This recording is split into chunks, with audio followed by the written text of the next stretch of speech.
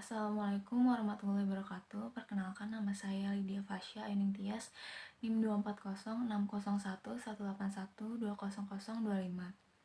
Di sini saya akan mempresentasikan mengenai sebuah artikel jurnal tentang bisnis intelligence sebagai penilaian ujian tengah semester mata kuliah bisnis intelligence. Jadi jurnal yang saya ambil ini dari Jurnal Keteknikan dan Sains LPPM Unhas volume 1 nomor 1 Juni 2018 dengan judul Perancangan Bisnis Intelligence Sistem pada Gudang Farmasi Dinas Kesehatan Kabupaten Mamasa yang ditulis oleh Shirley Lesmawati Tamin dan Ahmad Huslim dari Universitas Al-Asyriah Mandar Jalan Budi Utomo nomor 2 Polewali Mandar, Sulawesi Barat. Jadi pada artikel jurnal ini, penelitian dilakukan di gudang farmasi Kabupaten Mamasa.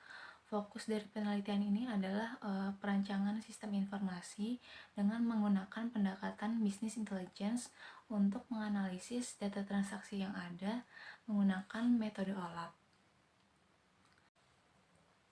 Fokus penelitian di sini ada pada data laporan dari tiap-tiap puskesmas ke Dinas Kesehatan mengenai penggunaan obat dan pola penyakit yang ada di masing-masing puskesmas.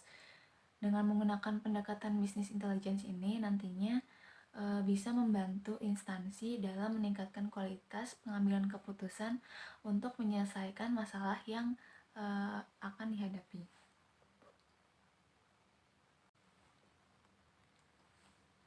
Jadi data yang akan dikumpulkan adalah data yang berasal dari hasil transaksi antara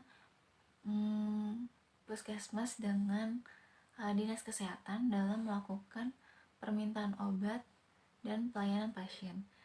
Jadi dari 11 puskesmas yang ada di Kabupaten Mamasa ini dalam satu waktu akan memiliki varian penyakit yang berbeda-beda dan hal tersebut akan mempengaruhi permintaan obat dari masing-masing puskesmas sesuai dengan kebutuhan mereka masing-masing. Nah, dari data yang sudah dikumpulkan ini nantinya akan dilakukan pengolahan data dengan menggunakan metode OLAP dengan melalui proses validation, cleaning, transforming, aggregating, dan loading yang merupakan tahapan dari ETL atau extraction, transformation, dan loading. Di extraction ini nantinya data akan dipilih dan dipisahkan mana yang dibutuhkan dan mana yang tidak dibutuhkan. Kemudian akan dibuat ke dalam tabel yang baru. Di transformation, data dari hasil extraction itu kemudian diambil dan akan dilakukan penggabungan data ke kualitas yang lebih tinggi. Setelah dilakukan transformation, data-data yang telah dikelompokkan tersebut yang sudah dipilih dan digabungkan akan dimasukkan ke dalam database dan nantinya akan dianalisis dan divisualisasikan. Dimensi data yang digunakan dalam penelitian kali ini adalah dimensi pasien, dimensi jenis penyakit, dan dimensi jenis obat. Kemudian ini ada kerangka sistem dari penelitian ini. Jadi di inputnya adalah administrator dari puskesmas akan menginput hasil diagnosa dan pengobatan yang dilakukan di puskesmas tersebut. Kemudian juga ada data-data pasien dan kebutuhan obatnya diinput ke dalam database operasional. Kemudian masuk ke tahapan proses. Dari database operasional itu akan dilakukan ETL tadi, extraction, transformation, dan loading. Kemudian akan di-load ke dalam data warehouse dan dilakukan pengolahan data dengan menggunakan metode OLAP.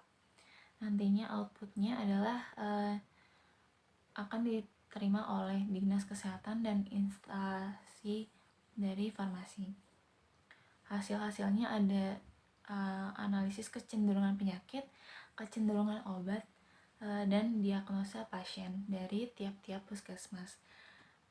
Nah, dengan output ini nantinya akan membantu tiap-tiap instansi dalam mengambil keputusan dan kebijakan yang sesuai dan yang terbaik untuk masing-masing instansi.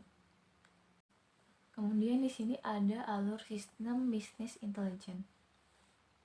Dari beberapa puskesmas, yaitu tadi ada 11 puskesmas di Kabupaten Mamasa ini, datanya akan dimasukkan ke dalam database operasional dan kemudian akan dilakukan proses ETL, yaitu validation, cleaning, transforming, aggregating, dan loading seperti yang sudah dijelaskan sebelumnya, dan akan dilakukan sinkronisasi data.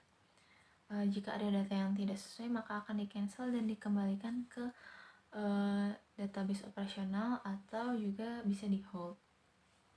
Kemudian akan di-upload ke data warehouse farmasi dan dilakukan proses business intelligence dengan menggunakan metode OLAP. Setelah selesai, outputnya nanti bisa berupa visualisasi informasi dalam bentuk dashboard. Nah, di sini ada contoh dari antarmuka sistem business intelligence. Di sini ada tabel dari jumlah pasien di tiap-tiap puskesmas dengan penyakitnya yang ada. Kemudian ada juga grafik perbandingan antara total pasien dan total penyakit, dan juga ada grafik dari jumlah pasien yang menderita penyakit pada tahun 2017. Ini dari tabel yang di atas divisualisasikan ke dalam grafik yang sebelah sini. Itu ada jumlahnya dan masing-masing penyakitnya. Kemudian di sini ada dimensi data yang digunakan.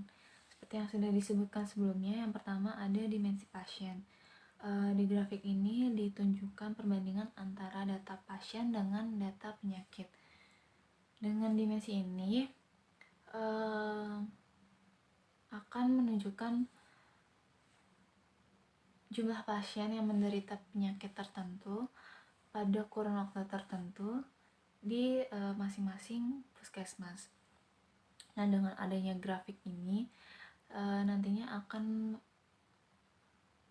mempermudah puskesmas dalam memperkirakan jumlah tenaga medis yang kiranya akan diperlukan pada periode selanjutnya untuk meningkatkan pelayanan yang lebih baik supaya tiap-tiap pasien dapat tertangani dengan baik sesuai standar.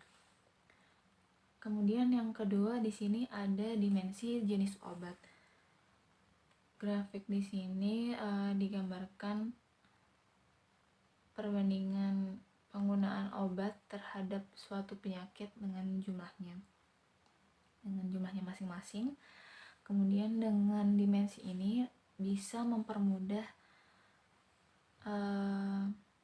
dinas kesehatan dalam mengambil keputusan untuk menentukan jumlah obat yang harus tersedia pada periode selanjutnya yang kemungkinan akan diminta oleh masing-masing puskesmas. Jadi dinas kesehatan ini nantinya tidak perlu khawatir jumlah yang ditentukan nanti akan mengalami kekurangan atau berlebih.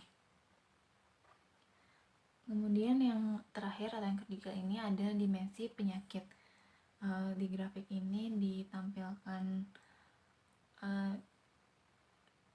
jenis-jenis penyakit dari tiap-tiap puskesmas dengan jumlahnya. Dimensi ini menunjukkan kecenderungan penyakit di masing-masing puskesmas. Dan dengan grafik ini atau dimensi ini nantinya dapat memberikan gambaran mengenai tindakan medis yang harus disiapkan serta ketersediaan obat yang harus disediakan juga oleh gudang farmasi. Masuk ke bagian terakhir, yaitu kesimpulan. dari artikel jurnal yang telah saya presentasikan adalah bisnis intelligence ini dapat mendukung kegiatan di bidang kesehatan dalam hal pengambilan keputusan untuk meningkatkan pelayanan. Data dari beberapa puskesmas ini dapat dijadikan sebuah informasi yang jauh lebih berharga dengan melalui proses pengolahan dalam bisnis intelligence. Analisis data ini akan menjadi lebih mudah karena didukung dengan visualisasi data menggunakan grafik yang bersifat interaktif. Sekiranya mungkin itu saja yang dapat saya sampaikan. Kurang lebihnya mohon maaf. Wassalamualaikum warahmatullahi wabarakatuh.